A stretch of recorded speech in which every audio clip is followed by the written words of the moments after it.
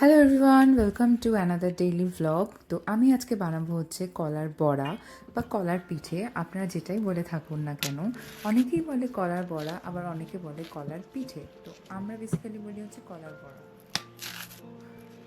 কলার বড়া বানাতে কিন্তু বেশি কিছু লাগবে না। কলা লাগবে, চিনি লাগবে, ময়দা লাগবে আর তেল। এই তিনটে ইনগ্রিডিয়েন্টস দিয়ে কিন্তু কলার বড়া খুব ইজিলি হয়ে যাবে। আর কিন্তু খুব সহজও বানাতে, বেশি সময়ও কিন্তু লাগবে না।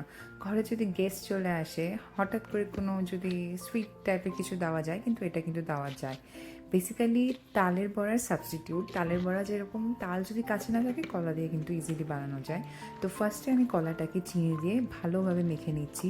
কলাতে যেন কোনো চান্স না থাকে। কিন্তু ব্লেন্ডারে ব্লেন্ড করলে হবে না। ব্লেন্ডারে ব্লেন্ড করলে কী হবে, স্মুদি হয়ে যাবে। তো আমরা স্মুদি চাইছি না, আমরা নর্মালি হাতে মাখা মানে চাইছি আর কি। তো কোনো চান্স যেন না থাকে। আমি যেভাবে মাখছি আর কি, সেটা দেখলে আপনারা হয়তো বুঝে যেতে পারবেন যে আমি কীরকম টেক্সচারটা চাইছি। আর চিনি দিয়ে কলাটা মাখলে কি হয়, ভালোভাবে চিনিটাও কলার সাথে মিশিয়ে যায়। তো কলাটাকে ভালো করে মাখতে থাকি, আর তার সাথে সাথে আপনাদের সাথে গল্পও করি। শুনছি কলকাতায় নাকি অনেক গরম পড়েছে, অনেক গরম। প্রায় কত বছর পর যেন এরকম গরম পড়েছে। তো আমাদের এখানেও গরম পড়া স্টার্ট করেছে। তো গরমের ফিলটা অলরেডি আমরা এখানে বসেই নিতে পারছি, কলকাতায় যে কি গরম পড়েছে। গরমে কিন্তু সবাই বেশি করে জল খাবেন, টক দই খাবেন, আর রোদ্দুরে বেরোবেন না। রোদ্দুরে বেরোতে কিন্তু এখন খবরেও বারণ করছে, দরকার ছাড়া না বেরোনোটাই বেটার। এত গরমের মধ্যে বেরোনো ইম্পসিবল হয়ে যায় কোনো কাজ ছাড়া। তো এই দেখুন, কথা বলতে বলতে আমি ময়দাও দিয়ে দিচ্ছি। তো বলি যে ময়দাটা না বেশি করে দেবেন না, একবারে দেবেন না, অল্প অল্প করে বারে বারে দেবেন। যেরকম আমি ফার্স্টে একটু ময়দা নিয়ে মাখছি আর কি, তারপরে আবার একটু ময়দা নিয়ে মেখে নিচ্ছি। ওভাবে আপনারা কনসিস্টেন্সিটা বুঝতে পারবেন। তাহলে কিন্তু আপনারা বুঝতে পারবেন না কতটুকু দিতে হবে তেলের মধ্যে। বেশি নরম হয়ে গেলে কিন্তু তেলে একদম ঝুড়ি ভাজার মতন হয়ে যাবে। আবার বেশি শক্ত হলে যে কলার বড়াগুলো শক্ত হয়ে যায়। তো আমি কিভাবে বানাচ্ছি বা কিভাবে জিনিসটা লাগবে সেটা আপনাদেরকে দেখালে আপনারা বুঝতে পারবেন। এই যে এভাবে জিনিসটাকে হাত দিয়ে ফেলে দেখবেন যে ঠিকঠাক পড়ছে কিনা। আমার মনে হলো যে না, আর একটু ময়দা দিলে বেটার হবে। তো তার জন্য আমি আর একটু ময়দা অ্যাড করে নিয়ে ভালো করে মেখে নিচ্ছি। ঠিক যেরকম আমি ভিডিওতে দেখালাম না, এরকম কনসিস্টেন্সি যদি আপনারা করবেন, তাহলে কিন্তু খুবই নরম হয় আর খুবই ভালো হয়।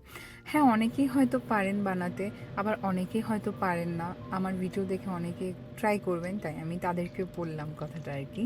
যারা পারেন না বা পারেন, সবার জন্য আর কি। তো এখানে আমি তেল দিয়ে দিলাম। তেল দিয়ে বেশি তাপে ভাজবেন না, তাহলে কি হবে, ওপরটা ক্রিস্পি হয়ে যাবে, ভেতরটা কিন্তু হবে না, ভেতরটা পুরো কাঁচা কাঁচা থাকবে। তো মিডিয়াম তাপে, আবার বেশি লো তাপেও ভাজা যাবে না, মিডিয়াম তাপে দিয়ে আমি একে একে 3-4 ভাগে করে আমি কলা বড়াগুলো ভাজবো। আপনারা চাইলেন একসাথেও ভাজতে পারবেন, কিন্তু একসাথে ভাজলে কি হয়, একটার সাথে একটা কলার বড়াগুলো লেগে যায়। তো আমরা সেটা চাইছি না, আমরা একটু গ্যাপ গ্যাপ রেখে 4-5-6টা ব্যাচ ব্যাচ করে আমি ভেজে নেব।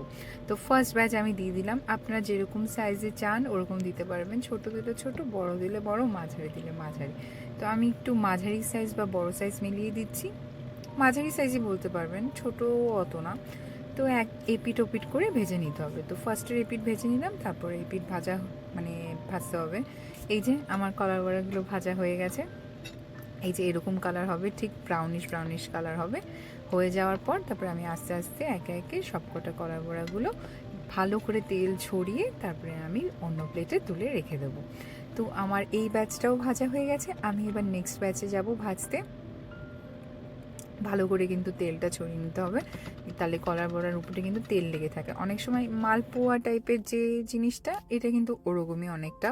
মালপোয়াতেও কিন্তু তেল থাকে। এইসব কিন্তু তেল ছাড়া হবে না। আপনারা যদি বলবেন এগুলোতে তেল না দিয়ে ডাইটভাবে করবেন, এগুলো কিন্তু হবে না, এগুলোতে কিন্তু তেল লাগবেই। অথেন্টিক জিনিস খেতে হলে তেল লাগে, তেল ছাড়া কিন্তু কিছু হবেই না। এই যে আমি সেকেন্ড ব্যাচও ভেজে নিচ্ছি। আমার এই পিঠ ভাজা হয়ে গেছে, এবার আমি ও পিঠও ব্রাউন করে ভেজে নেব। এই যে দেখছেন তো কীরকম হবে। প্রথমে কিন্তু সাদা সাদা থাকে, তারপরে আস্তে আস্তে পুরো ব্রাউনটা এসে যায়। আমি আস্তে আস্তে এগুলো উল্টিয়ে দিচ্ছি যেন সুবিধা হয়। আমি না এখানে ডুবো তেল দিইনি, ডুবো তেল লাগবে না। ডুবো তেলে না ভাজলেও হবে, মিডিয়াম তেলেই হয়ে যাবে।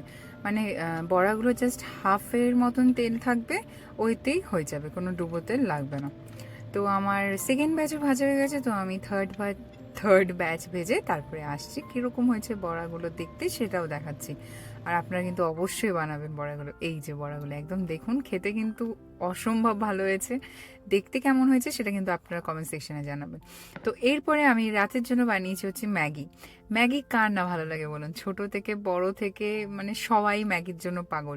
আর ম্যাগি কিন্তু কম বেশি সবাই বানাতে পারে, ছোটরাও কিন্তু ম্যাগি বানাতে পারে। যদি কোনোদিন জিজ্ঞেস করবেন না বাচ্চাদেরকে যে ম্যাগি কী করে বানায়, জলের মধ্যে ম্যাগি দিয়ে দেবে, তারপরে ম্যাগির যে মশলাটা সেটা দিয়ে দেবে, তাহলে ম্যাগি হয়ে যাবে।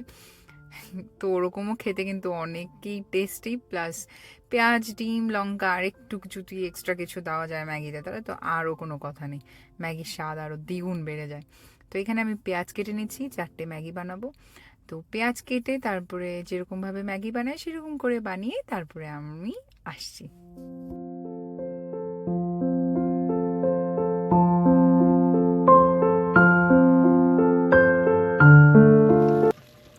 এই যে আমার ম্যাগি বানানো চলছে, আমি পেঁয়াজ অলরেডি ভেজে নিয়েছি, এবার ডিমটা দিয়ে ভেজে নিয়ে তারপরে ম্যাগি অ্যাড করে দেবো, তারপরে ম্যাগি মশলা দিয়ে অ্যাড করব।